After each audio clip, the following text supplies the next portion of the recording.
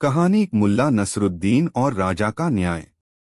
एक दिन मुल्ला नसरुद्दीन के पास एक आदमी आया और उसे एक बड़ी समस्या बताई। वह आदमी परेशान था और उसने कहा, मुल्ला, मुझे राजा के न्याय की जरूरत है। मुझे लगता है कि मेरे साथ गलत हुआ है। मुल्ला ने उस आदमी को धैर्यपूर्वक सुना और कहा, बताओ क्या हुआ है। आदमी बोला, मैंने अपने खेत में काम किया और मेरे पास जो कुछ भी था मैं उसे बेचने के लिए राजा के दरबार में लाया था। राजा के दरबार में एक अन्य व्यापारी ने मुझे धोखा दिया।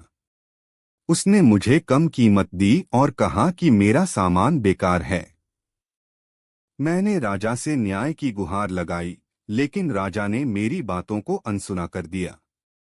मुल्ला नसरुद्दीन ने आदमी की बात सुनी और कहा, तुम चिंता मत करो, मैं राजा के पास जाऊंगा और तुम्हारे लिए न्याय हासिल करूंगा। मुल्ला नसरुद्दीन राजा के दरबार में पहुंचे और वहां उन्होंने देखा कि राजा अपने दरबारियों के साथ बैठा हुआ था। मुल्ला ने राजा से कहा, मुझे आपके दरबार में एक समस्या का समाधान चाहिए। राजा ने मुस्कुराते हुए कहा, क्या बात है मुल्ला? तुम हमेशा किसी न किसी समस्या का समाधान लेकर आते हो। बताओ आज क्या मामला है? मुल्ला ने कहा, राजा, एक आदमी ने अपने खेतों का सामान बेचने के लिए आपके दरबार में लाया था। एक व्यापारी ने उसे धोखा दिया और कम कीमत दी। अब वह आदमी न्याय की मांग कर रहा है। राजा ने कहा, तुम्हारा कहना सही है मुल्ला, लेकिन तुम्हें कैसे लगता है कि हम इस मामले को सुलझा सकते हैं? मुल्ला नसरुद्दीन मुस्कुराए और बोले, राजा, मैं इस मामले का हल एक खेल के जरिए निकाल सकता हूँ। अगर राजा मुझे अनुमति दे तो मैं उस व्यापारी को और उस आदमी को एक समान कीमत पर सामान खरीदने और बेचने का एक सरल तरीका दिखा सकता हूँ। राजा ने मुल्ला को आदेश दिया, ठीक है मुल्ला, तुम्हें इस समस्या को सुलझाने का पूरा अधिकार है। मुल्ला नसरुद्दीन ने व्यापारी और उस आदमी को बुलाया। उन्होंने कहा, अब तुम दोनों मेरे साथ एक खेल खेलोगे। मैं तुम्हें समान मात्रा में समान सामान दूंगा और तुम दोनों इसे एक ही कीमत पर खरीदोगे और बेचोगे। जो भी ज्यादा मुनाफा करेगा वही सही काम करेगा। व्यापारी और आदमी दोनों सहमत हो गए। मुल्ला ने दोनों को समान वस्त्र और सामान दिया और उन्हें एक समान मूल्य पर खरीदने और बेचने के लिए कहा। वह जानता था कि व्यापारी और किसान के बीच अंतर केवल उनके दृष्टिकोण का था और वह इस खेल के जरिए यह दिखाना चाहता था कि हर वस्तु का वास्तविक मूल्य उसकी गुणवत्ता और उपयोगिता से संबंधित होता है, न कि केवल कीमत से। कुछ समय बाद दोनों व्यापारी और किसान वापस मुल्ला के पास आए। व्यापारी ने कहा, मुल्ला, मैंने जो वस्त्र और सामान खरीदा था उसे बेचने में मुझे बहुत मुनाफा हुआ। किसान ने भी वही कहा, मैंने भी वही किया और मुझे भी अच्छा मुनाफा हुआ। मुल्ला ने मुस्कुराते हुए कहा, तो यह साबित हो गया कि कीमत का निर्धारण सिर्फ व्यापारियों और खरीदारों के दृष्टिकोण से नहीं होता। यह इस बात पर निर्भर करता है कि हम किस प्रकार से उस वस्तु का उपयोग करते हैं और किस तरह से हम उसका मूल्यांकन करते हैं। राजा ने मुल्ला की समझदारी को सराहा और कहा, मुल्ला, तुमने हमें यह सिखाया कि किसी वस्तु का मूल्य सिर्फ उसकी कीमत से नहीं होता, बल्कि उसके उपयोग और महत्व से होता है। तुमने सही निर्णय लिया है और इस मामले को ठीक से सुलझाया है। राजा ने उस व्यापारी को भी चेतावनी दी कि वह अब भविष्य में किसी को धोखा न दे और हमेशा अपने व्यापार में ईमानदारी का पालन करे। किसान को न्याय मिला और राजा ने उसे कुछ अतिरिक्त धन भी दिया ताकि वह अपनी मेहनत का सही इनाम पा सके। यह कहानी हमें यह सिखाती है कि किसी भी चीज का असली मूल्य केवल उसकी कीमत से नहीं आंका जा सकता। उसका मूल्य इस बात पर निर्भर करता है कि हम उसे किस दृष्टिकोण से देखते हैं और उसे किस उद्देश्य से उपयोग करते हैं। मुल्ला नसरुद्दीन ने इस खेल के जरिए यह साबित किया कि कभी कभी हमें दूसरों के दृष्टिकोण को समझकर ही सही निर्णय पर पहुंचना चाहिए। कभी भी किसी चीज की मूल्यांकन सिर्फ उस वस्तु की कीमत के आधार पर न करें, बल्कि उसके वास्तविक उपयोग और उसकी गुणवत्ता को समझें। यही सच्चा न्याय और समझदारी है, जो हर व्यक्ति की जिंदगी में सफलता और संतोष लाता है। मुल्ला नसरुद्दीन, सच्ची समझदारी और न्याय। एक अजीब सी घटना। गांव में एक बड़ा हंगामा मच गया। एक व्यापारी ने गांव के एक किसान पर आरोप लगाया था कि उसने उसके साथ धोखा किया है। व्यापारी का कहना था कि किसान ने उसके साथ व्यापार करते समय उसका बहुत सारा सामान चुरा लिया। किसान ने इसे पूरी तरह से नकारा और कहा कि व्यापारी झूठ बोल रहा है। गांव के लोग बहुत चौंक गए थे और उन्होंने इस मामले को सुलझाने के लिए मुल्ला नसरुद्दीन को बुलाया। मुल्ला नसरुद्दीन को बहुत सम्मान दिया जाता था, क्योंकि लोग जानते थे कि वह सच्चाई और न्याय के साथ फैसले करते हैं। मुल्ला को पता चला कि व्यापारी और किसान दोनों ही अपनी बातों में पूरी तरह से अडिग थे और दोनों में से कोई भी झूठ नहीं बोल रहा था, तो उन्होंने इस मामले की तह तक जाने का निर्णय लिया। मुल्ला नसरुद्दीन ने इस मामले की गंभीरता को समझा और वह उस किसान के पास गए। उन्होंने किसान से कहा, तुम्हारे पास क्या सबूत हैं कि तुमने व्यापारी से कोई धोखा नहीं किया? किसान बोला, मेरे पास कोई सबूत नहीं है, लेकिन मैंने व्यापारी से अच्छे तरीके से काम किया।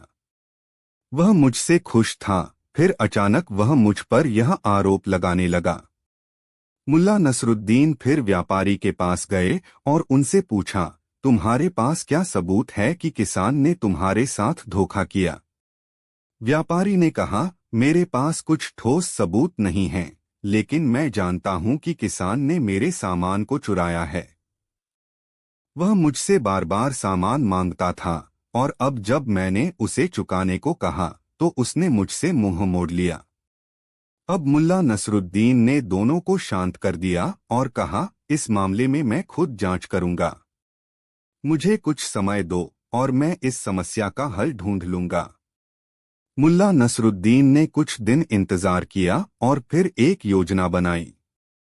वह दोनों को बुलाकर एक बैठक में लाए। मुल्ला ने दोनों से कहा, मैं इस मामले में आपकी मदद करने के लिए एक अनोखा तरीका अपनाऊंगा। हम दोनों को एक खेल खेलेंगे और इस खेल से हम यह पता लगाएंगे कि कौन सच बोल रहा है। व्यापारी और किसान दोनों ही इस बात पर हंसे और कहा, क्या खेल खेलेंगे मुल्ला? मुल्ला नसरुद्दीन मुस्कराए और बोले, हम सब एक खजाना खोजने का खेल खेलेंगे। मैं आपको एक जगह पर ले जाकर कुछ वस्तुएं छिपाऊंगा और दोनों में से जो भी पहला व्यक्ति उन्हें ढूंढेगा वह सच बोल रहा होगा। किसान और व्यापारी दोनों इस चुनौती के लिए तैयार हो गए। मुल्ला नसरुद्दीन दोनों को एक जंगल में ले गए और वहां कुछ वस्तुएं छिपा दीं। उन्होंने दोनों से कहा, तुम दोनों को यह खजाना ढूंढना होगा और जो पहले उसे ढूंढेगा वह सिद्ध करेगा कि वह सच्चा है। दोनों लोग जंगल में खजाना ढूंढने के लिए दौड़ पड़े। किसान बहुत उत्साहित था, क्योंकि उसे यह यकीन था कि व्यापारी ने उसकी कोई गलती नहीं की है। व्यापारी भी बहुत उत्साहित था, क्योंकि वह सोचता था कि वह सबसे पहले खजाना ढूंढ लेगा। लेकिन कुछ ही देर में दोनों की दौड़ थम गई। किसान और व्यापारी दोनों थक चुके थे और किसी भी खजाने को नहीं ढूंढ पाए थे। तभी मुल्ला नसरुद्दीन ने दोनों को अपनी ओर बुलाया और बोले, अब मैं तुम्हें एक गहरी बात बताता हूं। खजाना तो था ही नहीं। यह खेल सिर्फ तुम्हारी ईमानदारी को परखने के लिए था। किसान और व्यापारी दोनों चौंक गए और कहा, तो फिर हम क्या साबित कर पाए? मुल्ला नसरुद्दीन ने मुस्कुराते हुए कहा, तुम दोनों ने अपनी पूरी ताकत लगा दी थी, लेकिन तुम दोनों को यही समझने में देर लगी कि ईमानदारी और सच्चाई वह खजाना है जिसे ढूंढने के लिए हमें किसी जंगल में नहीं जाना पड़ता। तुम दोनों एक दूसरे पर आरोप लगाने की बजाय इस खेल के दौरान अपने दिल से सच्चाई की ओर देखते तो तुम इसे पहले ही पहचान लेते। मुल्ला नसरुद्दीन ने दोनों को यह सिखाया कि जीवन में किसी भी समस्या का समाधान बिना सच्चाई और ईमानदारी के नहीं हो सकता। वह समझाते हुए बोले, अगर तुम दोनों अपनी बातों में सच्चे होते और एक दूसरे पर विश्वास करते तो यह खेल भी नहीं खेलना पड़ता। हमें सच्चाई के रास्ते पर चलना चाहिए और यही हमें सही दिशा दिखाता है। यह कहानी हमें यह सिखाती है कि किसी भी विवाद को सुलझाने से पहले हमें अपनी ईमानदारी और सच्चाई पर विश्वास रखना चाहिए। मुल्ला नसरुद्दीन ने अपनी बुद्धिमानी से यह सिद्ध कर दिया कि हर समस्या का समाधान सच्चाई में छिपा होता है और सच्चे दिल से किसी का भी भला किया जा सकता है। बुद्धिमानी और समझदारी का मुकाबला। कहानी की शुरुआत एक नई चुनौती। मुल्ला नसरुद्दीन अपने सामान के साथ बाजार में चल रहे थे, तभी एक आदमी उन्हें मिला। वह आदमी बड़ा ही घमंडी और अपने आप को बहुत बुद्धिमान समझता था। उसने मुल्ला से कहा, तुम जैसा आदमी जो गांव में रहते हो, तुमसे तो किसी भी तरह की बहस करना समय की बर्बादी है। मुझे यह पता है कि तुम लोग बस अपनी बेतुकी बातों से समय खराब करते हो। मुल्ला नसरुद्दीन हंसते हुए बोले, तुम सही कह रहे हो, लेकिन मैं मानता हूं कि हर किसी की बुद्धिमानी अलग होती है। आदमी ने कहा, तुम इसे वैसे ही समझते हो, लेकिन अगर तुम मुझसे एक बात का जवाब दे सको तो मैं मान लूंगा कि तुम्हारी समझदारी कुछ काम की है। मुल्ला नसरुद्दीन ने हंसते हुए पूछा, क्या सवाल है? आदमी ने जवाब दिया, यह सवाल बहुत आसान है। अगर तुम सचमुच बुद्धिमान हो तो मुझे बताओ कि जो चीज खोई न जाए वह क्या है? मुल्ला नसरुद्दीन ने यह सवाल सुना और बिना देर किए बोले, वो तो तुम्हारा घमंड है। आदमी हैरान होकर बोला, क्या तुम मुझे चुनौती दे रहे हो? मुल्ला नसरुद्दीन मुस्कुराए और कहा, नहीं, मैं तुम्हारी चुनौती को स्वीकार कर रहा हूँ, क्योंकि मुझे पता है कि तुम अपनी बातों में फंसे हो। आदमी ने कहा, अगर तुम अपनी बुद्धिमानी साबित करना चाहते हो तो हम दोनों के बीच एक प्रतियोगिता होनी चाहिए। मैं तुमसे 3 सवाल पूछूंगा और अगर तुम सही जवाब दे पाओ तो मैं मान लूंगा कि तुम बुद्धिमान हो। मुल्ला नसरुद्दीन ने कहा, ठीक है, लेकिन अगर मैं सही जवाब दे दूं तो तुम क्या करोगे? आदमी ने गर्व से कहा, मैं तुम्हें एक अच्छे इनाम से नवाजूंगा।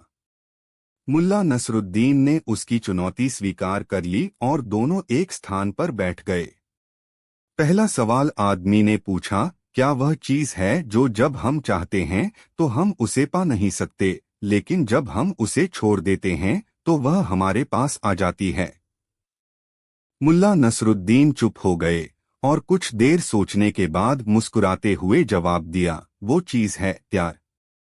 जब हम किसी को बहुत चाहने लगते हैं तो वह दूर चला जाता है, लेकिन जब हम उसे जाने देते हैं तो वह खुद वापस आ जाता है। आदमी हक्का बक्का रह गया, क्योंकि उसने इस सवाल का जवाब बिल्कुल सही नहीं सोचा था। फिर उसने दूसरा सवाल पूछा, क्या वह चीज है जो दिखती नहीं है लेकिन हर जगह मौजूद होती है? मुल्ला नसरुद्दीन ने तुरंत जवाब दिया, वो है हवा। हवा कभी दिखती नहीं है, लेकिन यह हर जगह मौजूद रहती है। आदमी अब थोड़ा चिंतित हो गया। फिर उसने तीसरा और सबसे कठिन सवाल पूछा, क्या वह चीज है जिसे हम खो सकते हैं लेकिन उसे वापस नहीं पा सकते? मुल्ला नसरुद्दीन ने यह सुनकर थोड़ी देर सोचा और फिर शांत स्वर में जवाब दिया, वो है समय। समय एक ऐसी चीज है जिसे अगर हम खो दें तो उसे फिर से वापस नहीं पा सकते। आदमी अब पूरी तरह से चुप हो गया, क्योंकि मुल्ला नसरुद्दीन ने सभी सवालों का जवाब बिल्कुल सही दिया था। आदमी को अपनी हार माननी पड़ी। वह हकलाते हुए बोला, तुम सचमुच बहुत बुद्धिमान हो मुल्ला नसरुद्दीन। मुल्ला नसरुद्दीन ने हंसते हुए कहा, मैंने तुम्हें सिर्फ यही समझाया कि ज्ञान और समझदारी कभी भी सिर्फ किताबों और शब्दों में नहीं होती। यह हमारे जीवन के अनुभवों से आती है। तुमने सवाल पूछे थे, लेकिन जीवन में जितने सवाल होते हैं उनके जवाब हमेशा दिल से आते हैं। आदमी ने मुल्ला की बातों को गहराई से सुना और उसे समझा। उसने कहा, मुल्ला, तुम्हारी बातों ने मुझे सिखाया कि केवल घमंड और आत्मविश्वास से हम कभी अपने ज्ञान को साबित नहीं कर सकते। हमें अपने अनुभवों से सीखना चाहिए। मुल्ला नसरुद्दीन ने मुस्कुराते हुए कहा, यही जीवन का सबसे बड़ा सत्य है।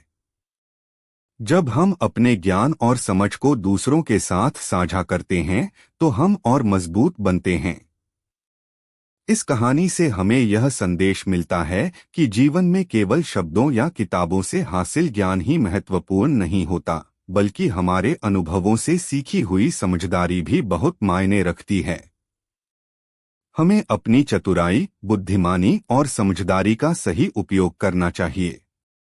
मुल्ला नसरुद्दीन ने इस कहानी में यह साबित किया कि कभी भी आत्मविश्वास से भरे और घमंडी व्यक्ति के साथ भी समझदारी और अनुभव से जीत हासिल की जा सकती है।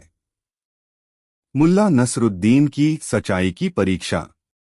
एक दिन मुल्ला के पास एक युवा लड़का आया और उसने मुल्ला से कहा, मुल्ला, मैं एक बहुत ही महत्वपूर्ण सवाल पूछने आया हूँ। अगर तुम मुझे सही जवाब दोगे तो मैं तुम्हें एक इनाम दूंगा। मुल्ला ने मुस्कराते हुए कहा, पूछो, क्या सवाल है? लड़के ने कहा, मुल्ला, तुम जो भी कहते हो क्या वह सच होता है? मुल्ला थोड़ी देर तक चुप रहे और फिर बोले, हाँ, मैं हमेशा सच ही कहता हूँ। लड़के ने फिर पूछा, क्या तुम यह कह सकते हो कि मैं सच बोल रहा हूँ या नहीं?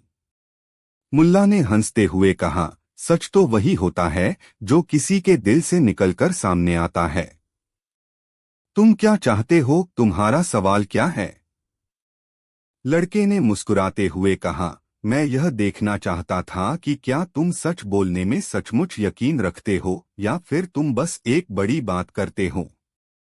मुल्ला नसरुद्दीन को यह सुनकर अच्छा लगा और वह लड़के को उसकी ईमानदारी पर बधाई देते हुए बोले, सच्चाई का हमेशा पालन करना चाहिए क्योंकि वही जीवन का सबसे मजबूत आधार है। कुछ दिन बाद मुल्ला नसरुद्दीन अपने गांव में बैठकर आराम कर रहे थे, तभी एक आदमी उनके पास आया। वह आदमी बहुत परेशान और चिंतित दिखाई दे रहा था। उसने मुल्ला से कहा, मुल्ला, मेरे पास एक बहुत बड़ी समस्या है। मैं एक व्यापारी हूँ और एक व्यक्ति ने मुझसे बहुत सारा पैसा उधार लिया था। वह अब मुझे पैसे लौटाने से इनकार कर रहा है। मुझे क्या करना चाहिए? मुल्ला ने उसकी बातों को ध्यान से सुना और कहा, तुम ठीक कह रहे हो। यह एक गंभीर मामला है, लेकिन हमें इस समस्या को बिना किसी गुस्से या घबराहट के सुलझाना होगा। तुम मुझे उस आदमी के पास ले चलो, मैं तुम्हारे साथ हूँ। व्यापारी ने मुल्ला के साथ उस व्यक्ति के घर जाने का फैसला किया। जब वे वहां पहुंचे तो उस आदमी ने मुल्ला को देखकर कहा, तुम यहाँ क्यों आए हो? मुझे कुछ नहीं देना है। मुल्ला नसरुद्दीन ने उसे शांति से देखा और कहा, तुमसे कुछ नहीं चाहिए, लेकिन हम तुम्हारे और व्यापारी के बीच एक समझौता करना चाहते हैं। व्यापारी ने कहा, यह आदमी मुझसे पैसे नहीं लौटाना चाहता। क्या तुम इसे समझा सकते हो? मुल्ला ने फिर उस आदमी से पूछा, क्या तुम अपने दिल से सच बोल रहे हो? क्या तुमने उस व्यापारी से पैसे उधार लिए हैं? आदमी थोड़ी देर चुप रहा, फिर उसने कहा, हाँ, मैंने पैसे उधार लिए थे, लेकिन अब मुझे उन्हें वापस नहीं देना है। मुल्ला ने मुस्कुराते हुए कहा, तो तुम मानते हो कि तुमने पैसे उधार लिए थे। अब तुम उनसे क्यों बचने की कोशिश कर रहे हो? आदमी बोला, मेरे पास पैसे नहीं हैं। अगर मैं दे भी दूं तो मुझे क्या मिलेगा?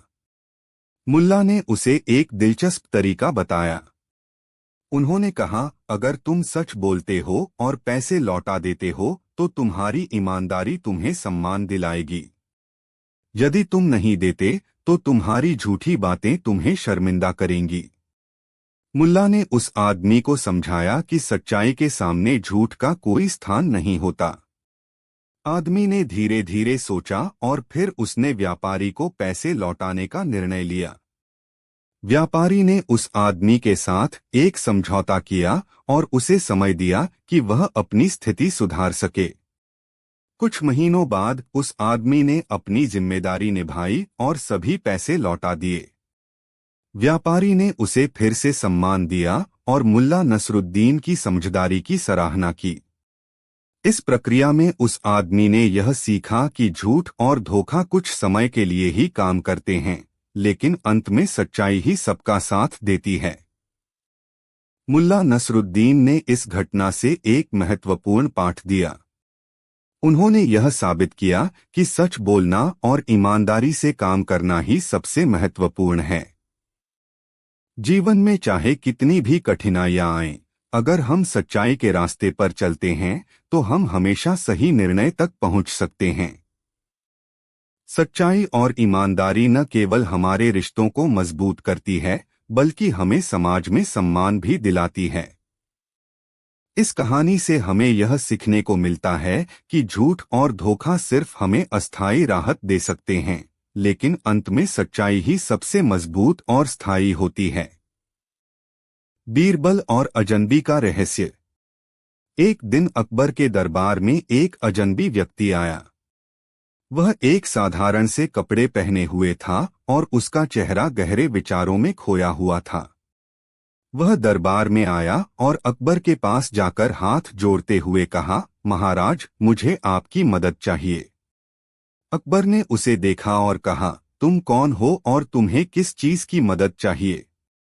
अजनबी ने सिर झुकाते हुए कहा, महाराज, मैं एक साधारण व्यापारी हूँ, लेकिन मुझे एक ऐसी समस्या का सामना करना पड़ा है जिसे मैं अकेले हल नहीं कर पा रहा हूँ। मैं जानता हूँ कि इस दरबार में एक व्यक्ति है जो हर समस्या का समाधान निकाल सकता है। वह व्यक्ति बीरबल है। मैं चाहता हूँ कि आप मुझे उसकी मदद दिलवाएं। अकबर ने मुस्कुराते हुए कहा, बीरबल की मदद से कोई भी समस्या हल हो सकती है। मैं उसे तुरंत बुलवाता हूँ। और उन्होंने बीरबल को दरबार में बुलाया। अकबर ने बीरबल से कहा, यह व्यापारी एक समस्या का सामना कर रहा है। वह चाहता है कि तुम उसकी मदद करो। व्यापारी ने बीरबल के सामने आकर कहा, महाराज, यह समस्या मेरे जीवन की सबसे बड़ी समस्या है। मेरे पास एक खजाना था जो मेरी मेहनत और ईमानदारी से कमाया हुआ था, लेकिन कुछ दिनों पहले मेरी संपत्ति चोरी हो गई। मुझे शक है कि मेरी संपत्ति को किसी ने चुराया है। मेरी मदद कीजिए। मैं जानता हूं कि यह केवल बीरबल ही हल कर सकता है। बीरबल ने व्यापारी से शांतिपूर्वक पूछा, तुम्हें इस चोरी के बारे में और क्या जानकारी है? व्यापारी ने कहा, मुझे शक है कि मेरे घर में काम करने वाला एक नौकर इसके पीछे है, लेकिन मुझे कोई ठोस सबूत नहीं है। बीरबल ने व्यापारी की बातों को ध्यान से सुना और कहा, तुम चिंता मत करो, मैं इस समस्या का हल ढूंढ लूंगा। बीरबल ने पहले नौकरों को बुलाया और उन सभी से बातचीत शुरू की। बीरबल ने पहले व्यापारी के सभी नौकरों से पूछा, क्या तुम में से किसी ने कभी चुपके से कुछ लिया है? सभी नौकरों ने सफाई से कहा, नहीं महाराज, हम में से कोई भी ऐसा नहीं है। बीरबल ने उनकी बातों को सुना, लेकिन वह यकीन नहीं कर रहे थे। बीरबल ने एक चाल चली। उन्होंने सभी नौकरों से कहा, मैं तुम सभी को एक चुटकुला सुनाता हूं। जिस पर हंसी आएगी वह पकड़ा जाएगा। फिर बीरबल ने कहा, एक आदमी को उसका प्रिय सामान किसी ने चुरा कर ले लिया। वह व्यक्ति चोरी करने वाले को इस प्रकार देखता है जैसे वह सब कुछ जानता हो। इस पर एक नौकर ने हल्की सी मुस्कान दी। बीरबल ने उसी नौकर को अलग बुलाया और कहा, तुमने क्यों मुस्कुराया? नौकर घबराया और बोला, महाराज, मैं कुछ नहीं जानता, लेकिन मुझे महसूस हुआ कि यह चुटकुला मेरे लिए है। बीरबल ने कहा, तुम ही चोर हो। नौकर ने चुपचाप सिर झुका लिया और अपनी गलती कबूल कर ली। उसने बताया कि वह व्यापारी का खजाना चुराकर एक गुप्त स्थान पर छिपा चुका था। बीरबल ने चोर से खजाना बरामद किया और उसे दरबार में अकबर के सामने पेश किया। अकबर ने कहा, बीरबल, तुमने इस चोर को पकड़ने के लिए बहुत चतुराई दिखाई। अब तुम इसे कैसी सजा दोगे? बीरबल ने कहा, महाराज, सजा देने से पहले हमें यह सोचना चाहिए कि हम इससे चोर को क्या शिक्षा दे सकते हैं। बीरबल ने चोर से कहा, तुम्हें केवल तुम्हारी चोरी की सजा नहीं मिलेगी, बल्कि तुम्हें यह भी समझना होगा कि चोरी से तुम्हारा जीवन कितना बर्बाद हो सकता है। बीरबल ने चोर को एक छोटी सी नौकरी दी और कहा, तुम चुपचाप काम करो और जो कुछ भी तुम्हारे पास है उसे ईमानदारी से कमाओ। हम तुम्हारे भले के लिए ऐसा कर रहे हैं ताकि तुम अपनी गलती से कुछ सीख सको। अकबर ने बीरबल की इस सोच की सराहना की और कहा, बीरबल, तुमने फिर से साबित कर दिया कि सजा देने से पहले शिक्षा देना जरूरी है। व्यापारी ने बीरबल का धन्यवाद किया और कहा, महाराज, आपने मेरी परेशानी का समाधान किया और मुझे यह सिखाया कि हर समस्या का हल केवल तर्क और चतुराई से निकलता है। मैं आपका हमेशा आभारी रहूंगा। अकबर ने कहा, बीरबल की मदद से ही तुमने अपनी समस्या का हल पाया है। यही वजह है कि बीरबल हमारे दरबार का सबसे मूल्यवान सदस्य है। इस कहानी से हमें यह शिक्षा मिलती है कि जब कोई समस्या उत्पन्न होती है तो हमें अपने विवेक और बुद्धिमानी से काम लेना चाहिए। बीरबल ने न केवल चोर को पकड़ा, बल्कि उसे सही रास्ते पर लाने की कोशिश की। यही वह गुण है जो एक महान नेता और सलाहकार को पहचानता है। कहानी समय का मूल्य। यह कहानी एक छोटे से गांव के एक गांव वाले की है जिसका नाम रघु था। रघु का जीवन बहुत साधारण था। वह खेतों में काम करता और अपना दिन काटता। उसकी कोई बड़ी ख्वाहिश नहीं थी, बस अपना जीवन आराम से जीना चाहता था। लेकिन एक दिन रघु के जीवन में कुछ ऐसा हुआ जिसने उसके पूरे दृष्टिकोण को बदल दिए। रघु एक खुशमिजाज इंसान था। उसका किसी से कोई झगड़ा नहीं होता था और वह हमेशा हर किसी की मदद करने के लिए तैयार रहता था। हर कोई रघु की सादगी और मेहनत को पसंद करता था। उसकी दिनचर्या बहुत साधारण थी। सुबह जल्दी उठकर खेतों में काम करना और शाम को थोड़ा आराम करके सो जाना। लेकिन उसकी यह साधारण सी जिंदगी धीरे धीरे बदलाव की ओर बढ़ने लगी।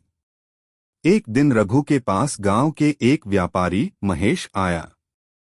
महेश एक अमीर आदमी था और उसने रघु से कहा, रघु, मैं तुम्हें एक अच्छा सौदा देना चाहता हूँ। मैं तुम्हारे खेतों में निवेश करूंगा और बदले में तुम मुझे एक हिस्सा दोगे। तुम काम कम करोगे और मैं तुम्हारे लिए ज्यादा पैसे कमाऊंगा। रघु सोच में पड़ गया। महेश का प्रस्ताव उसे आकर्षित करने वाला था, लेकिन रघु की जीवन शैली बहुत साधारण थी। वह कभी भी ज्यादा पैसे कमाने का लालच नहीं करता था।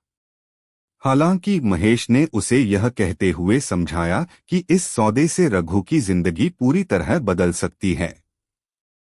रघु को थोड़ी हिचकिचाहट थी, लेकिन फिर उसने सोचा, क्यों न एक बार इस अवसर को आजमाया जाए। महेश के साथ रघु ने अपने खेत में काम करना शुरू किया। महेश ने खेती के नए तरीके और तकनीकों का इस्तेमाल किया, जिससे फसलें तेजी से बढ़ने लगीं। रघु को भी इस प्रक्रिया से काफी लाभ हुआ। उसका खेत पहले जितना बंजर था, अब वह भरपूर और हरा भरा दिखने लगा। महेश और रघु के बीच अच्छा काम होने लगा और कुछ ही महीनों में रघु की स्थिति बहुत बेहतर हो गई। लेकिन जैसे जैसे समय बीतता गया, रघु ने महसूस किया कि वह पहले जितना खुश नहीं था। पहले जब वह खेतों में अकेला काम करता था तो उसे खुद को संतुष्ट और खुश महसूस होता था। अब महेश के निवेश से उसका खेत बढ़ा जरूर था, लेकिन वह अब भी खुश नहीं था। वह सोचने लगा कि कहीं न कहीं कुछ कमी तो जरूर है, और वह यह महसूस करने लगा कि समय की कीमत कम हो रही है। एक दिन रघु ने अपने पुराने दोस्त मोहन को बुलाया। मोहन भी एक साधारण किसान था, जो हमेशा रघु के साथ काम करता था। रघु ने मोहन से कहा, मोहन, मुझे लगता है कि मैंने अपनी जिंदगी के कुछ सबसे कीमती साल महेश के साथ बिजनेस करने में बर्बाद कर दिए हैं। पहले जो खुशी मुझे अपने खेतों में अकेले काम करने में मिलती थी, वह अब नहीं रही। अब मुझे लगता है कि समय सबसे कीमती चीज है, और मुझे इसे समझने में देर हो गई है। मोहन मुस्कुराया और बोला, रघु, तुम्हें यह समझने में देर नहीं हुई है।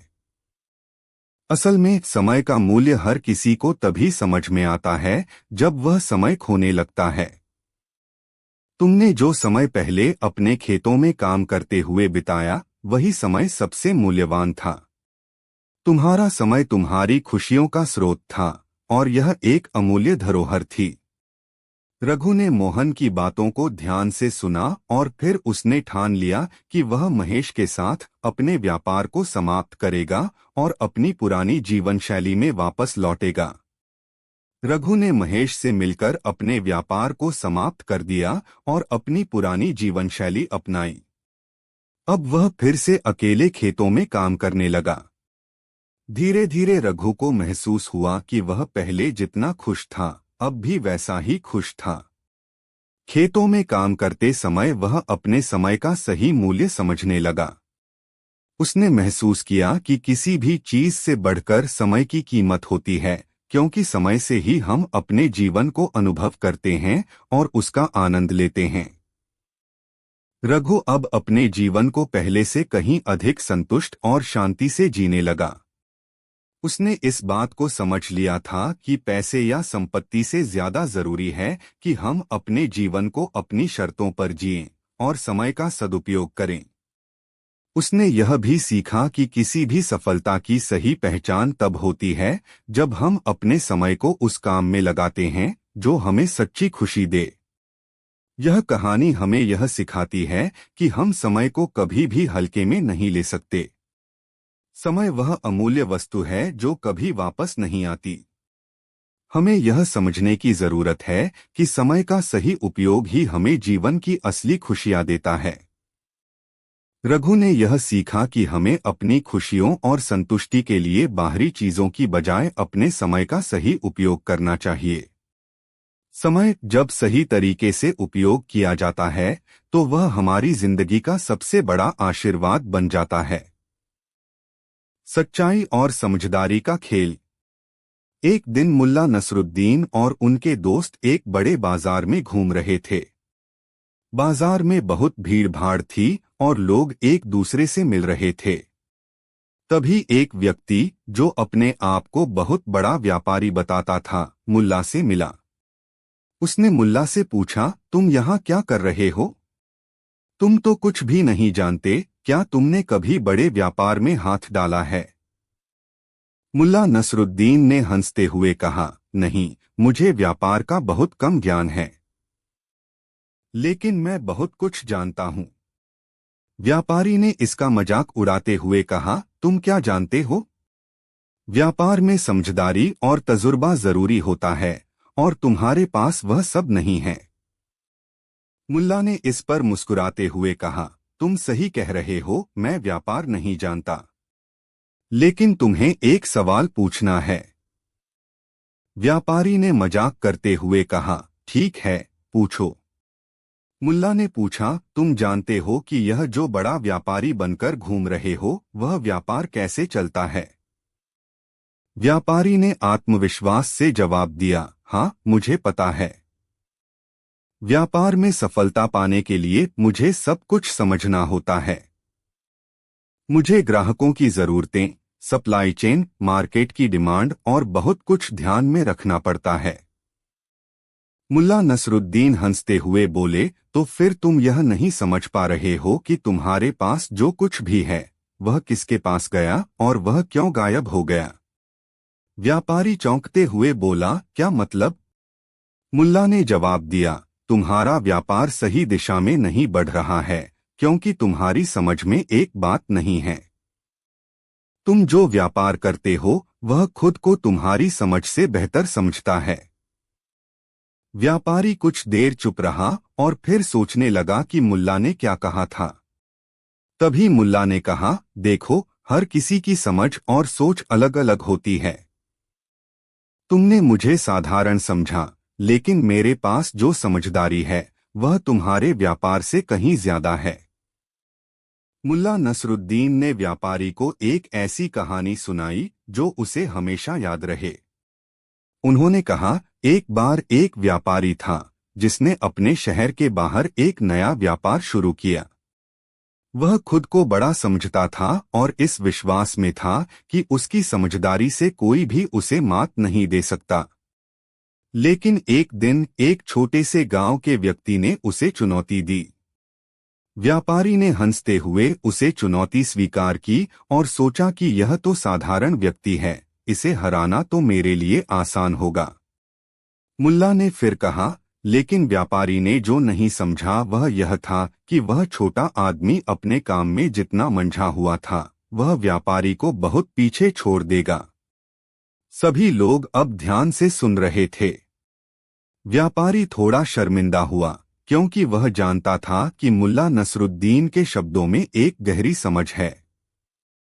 वह सोचने लगा कि मुल्ला ने जो कहा वह कहीं न कहीं सच है। मुल्ला नसरुद्दीन ने अब व्यापारी से कहा, तुम जब तक समझ नहीं पाओगे कि सच्चा व्यापार वही है जो जरूरतों के हिसाब से चलता है, तुम कभी सफल नहीं हो सकते।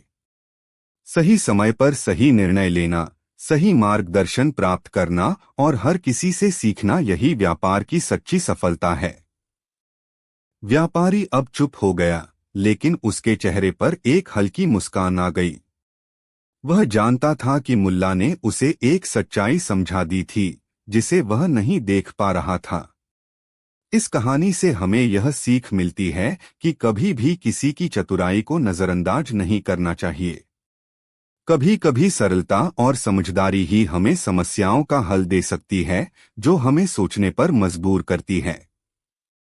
मुल्ला नसरुद्दीन की कहानियां हमेशा यह दिखाती हैं कि ज्ञान और चतुराई केवल किताबों में नहीं बल्कि जीवन के अनुभवों में भी छिपे होते हैं। कहानी बीरबल की एक मुट्ठी चावल की चुनौती। क्या आप विश्वास कर सकते हैं कि एक मुट्ठी चावल से महल को भरना संभव है? अकबर ने बीरबल से चुनौती दी। उसकी आंखों में एक शरारत भरी मुस्कान थी। दरबार में सब चुप थे, जैसे अकबर ने कोई पहेली नहीं बल्कि एक असंभव सवाल पूछा हो। यह चुनौती कोई साधारण नहीं थी। एक मुट्ठी चावल और पूरा महल। इस सवाल ने सबको हैरान कर दिया। लोग फुसफुसा रहे थे, क्या बीरबल इस चुनौती को पूरा कर पाएगा? बीरबल, जो हमेशा अपनी चतुराई से अकबर को हैरान कर देता था, इस बार भी शांत था। उसने अपनी आंखें बंद कीं, जैसे वह कुछ सोच रहा हो।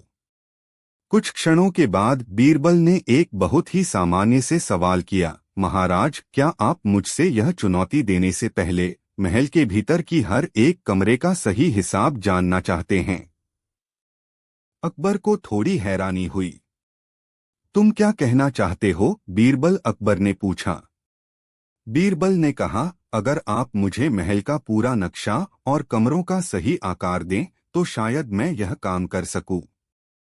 अकबर ने नक्शे का आदेश दिया और बीरबल ने महल के हर एक कमरे का हिसाब लगाना शुरू किया।